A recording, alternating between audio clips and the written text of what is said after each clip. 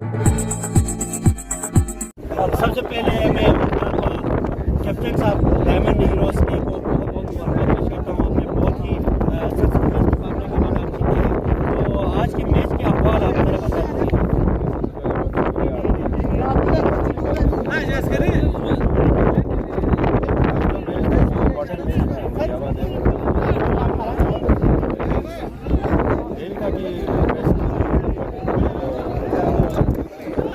अब 156 स्कोर आप लोगों ने करने के बाद फरीदाबाद के लिए प्रेशर को पहला आपको जो अर्ज थे वो सेम उसी की तरह हो गया जिस तरह आपने बैटिंग किया था उनके खिलाफ, तो उस हवाले से आप क्या कहेंगे?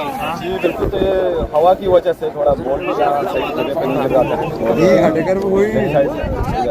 उधर भी बॉल अच्छे जा रहा था। पहले 2-3 ओवर में थोड़ा लैंग सही नहीं था बॉलर का, बाद में हमने स्कोर कर लिया। तो अब तक कितने मैच आपने खेले हैं और कितने जीते हैं, कितने हारे हैं? हमने टोटल जीते और आने वाले इंशाल्लाह पहले तो अपने मैच में आपके इरफान उसमें शामिल नहीं थे, अभी आपने शामिल किया है। किस प्लेयर्स को आपने चेंज किया और नेक्स्ट मैच के लिए कोई चेंजिंग आप लाएंगे? जी इरफान पहले मैच में नहीं था, वो अपनी काम की वजह से थोड़ा मसरूफ थे, तो 2 खिलाड़ी नहीं थे। आज भी हमारा एक बॉलर नहीं था, ऑलराउंडर, वो भी आज नहीं था। तो इंशाल्लाह नेक्स्ट मैच में हमारा वो भी आएंगे, तो अच्छी होगी टीम इंशाल्लाह। जो बॉल बने हुए हैं तो आगे इंशाल्लाह अच्छी।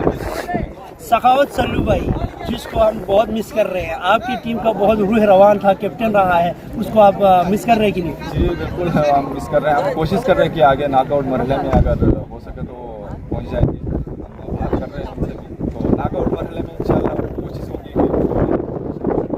Best of luck for next match. Thank you.